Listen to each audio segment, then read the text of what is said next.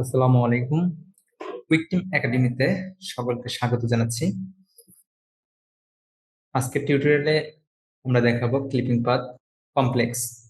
এটি একটি কঠিন কাজ। হ্যাঁ, এটাকে যদি বাইরে আপনাকে বলে ক্লিপিং পাথ করতে, ধরুন এটাকে শুধু বা যদি আপনাকে বলে শুধু ব্যাকগ্রাউন্ড রিমুভ করতে হবে, তো যে কোনো ব্যাকগ্রাউন্ড রিমুভের ক্ষেত্রে আপনারা মূল ইমেজে কখনো কাজ শুরু করবেন না।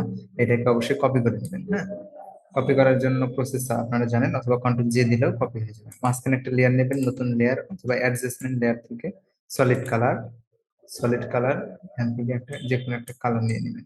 ওকে, এটা আমি নিয়ে নিলাম। এটা নেওয়ার সুবিধা হলো এখানে ডাবল ক্লিক করে আপনি যখন তখন কালার চেঞ্জ করতে পারবেন, এটাতে কোনো সমস্যা নেই। আমরা এটি সিলেকশন করে দিলাম।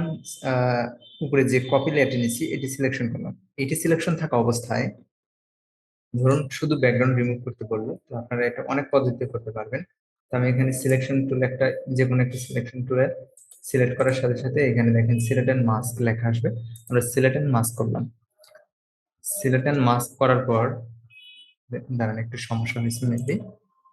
লেয়ারটা এটা আপনাকে সাবজেক্টটাকে সিলেকশন করে নিতে হবে। তো এটা সিলেকশন করার জন্য সিলেক্ট এন্ড মাস্ক করার আগে আমাকে সাবজেক্ট করতে হবে, সিলেক্ট সাবজেক্ট করতে হবে। ওকে, সাবজেক্টটাকে সিলেকশন করার জন্য নরমালি আমরা এখান থেকে সাবজেক্ট সিলেক্ট যে দেখতে পাচ্ছেন, কুইক সিলেকশনে আসলে সাবজেক্ট সিলেক্ট একটা অপশন দেখতে পাবেন। এখানে জাস্ট ক্লিক দিলে এই সাবজেক্টের সিলেকশন হয়ে যাবে। আর মোটামুটি আমার সাবজেক্টের সিলেকশন হয়ে গেছে। এখন আমি সিলেক্ট এন্ড মাস্ক করব। সিলেক্ট এন্ড মাস্ক করার পরে এখান থেকে এটা আপনাদের শিখতে হবে না, জাস্ট আমি দেখাচ্ছি। এই নিয়ে আমাদের বিস্তারিত ক্লাস থাকবে। এখান থেকে আমি রিফাইন এক্স করে দেবো। মোটামুটি রিফাইন এক্স এভাবে করে দিলাম। এখানে একটু রয়েছে, এটুকু করে দিলাম। হ্যাঁ, এখন দেখেন যে আমার রিফাইন ইরেজ করার পর আমার ইমেজের অনেক অংশটা চলে গেছে। ডোন্ট ওয়ারি, চলে যাক, আমি আবার ফিরিয়ে নিয়ে আসতে পারবো, এটা কোনো ব্যাপার না। Okay, তো আমরা এখান থেকে যদি ডিকন্টিনিউট কালার এখানে ক্লিক দিই, তাহলে দেখেন আমাদের নয়েজটা চলে আসতেছে। হ্যাঁ, এটা চুলের ক্ষেত্রে প্রযোজ্য, বাট এই এই ইমেজের ক্ষেত্রে এটা প্রযোজ্য না। আমি এটাকে উঠিয়ে দিলাম এখান থেকে, জাস্ট ওকে দিয়ে এটাকে সিলেকশন করলাম এবং কন্ট্রোল জে দিয়ে এটাকে কপি করলাম এবং নিচের লেয়ারটিকে ডিলিট করে দিলাম। হ্যাঁ, এখন দেখতে পাচ্ছেন আমার কাজটি ব্যাকগ্রাউন্ড রিমুভ হয়েছে, বাট এখান থেকে যদি আমি এটাকে কালো করে দেই তাহলে আপনারা বিষয়টি লক্ষ্য করতে পারবেন যে কেমন হয়েছে। হ্যাঁ, আমার গাছের অনেক অংশ এখান থেকে ইরেজ হয়ে গেছে। তো এটার জন্য আমি কয়েকটা কন্ট্রোল জে দিয়ে এখান থেকে কপি করে নিই। এই এই লেয়ারটা আমি কন্ট্রোল জে এরকম 8-10টা কপি করে নেব।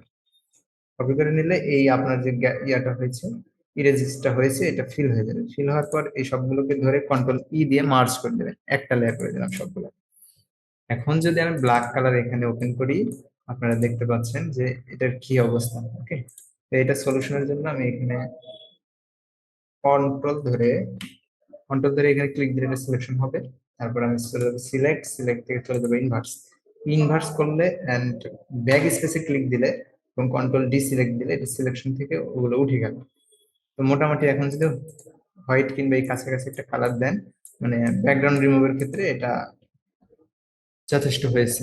ধরুন এত সহজেই কিন্তু করা যাচ্ছে, বাট আপনাকে বায়ার যখন বলবে, আমি এটা দেখালাম এই জন্য যে দেখেন এটাও কিন্তু অনেক উপায় করা যায়, আরেকটু সময় নিয়ে করলে আরো একটু বেটার রেজাল্ট পাবো আমরা।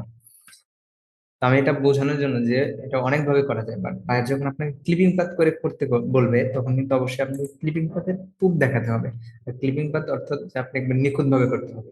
ওকে, তো নিখুঁত ভাবে করার জন্য আপনি কি করবেন, আমি পুরো ইমেজটা দেখাবো না, অনেক সময়ের ব্যাপার এখানে। এখান থেকে অ্যাডজাস্টমেন্ট সলিড কালার, জাস্ট এরকম একটা সলিড কালার নিলেন, ওকে দিলাম দেখানোর জন্য।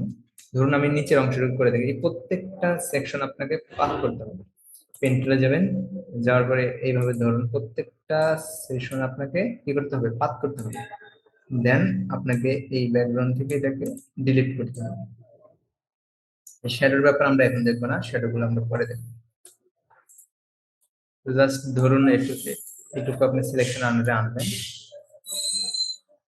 এইভাবে প্রথমে আপনি এই ইমেজের চারপাশ, অর্থাৎ এরকম ভাবে এই ইমেজের চারপাশ এভাবে সুন্দর করে সিলেকশন করবেন। ওকে, জাস্ট দেখাচ্ছি চারপাশে যেগুলো আছে কিন্তু অনেক সময় সাপেক্ষ, এবং এগুলোর বাজেটও সেইভাবে আপনাদেরকে দেবে বায়াররা। ওকে, এখন করা শেষ।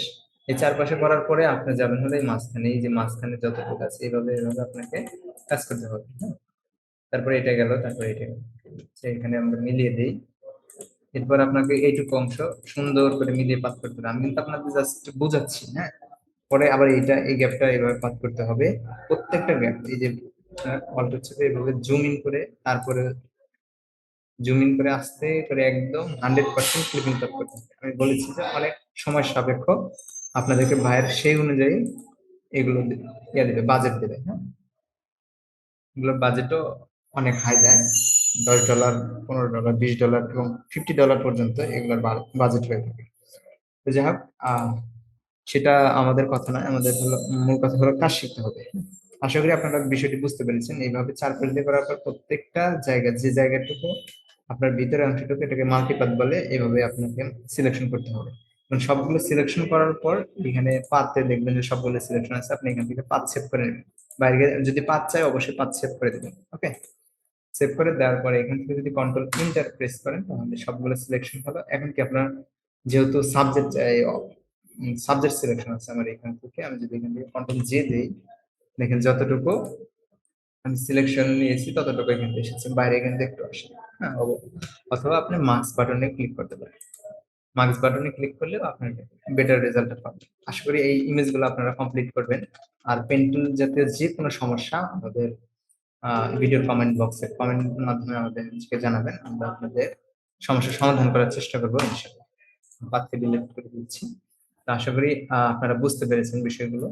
যদি কোনো বিষয় আপনারা বুঝতে না পারেন অবশ্যই আমাদেরকে জানানোর চেষ্টা করবেন, আমরা এটির সঠিক সমাধান দেওয়ার চেষ্টা করবো ইনশাআল্লাহ। তো আজকের ভিডিও এই পর্যন্তই। পরবর্তী ভিডিওর জন্য সবাই অপেক্ষায় থাকবেন। সে পর্যন্ত ভালো থাকবেন, সুস্থ থাকবেন। আল্লাহ হাফেজ।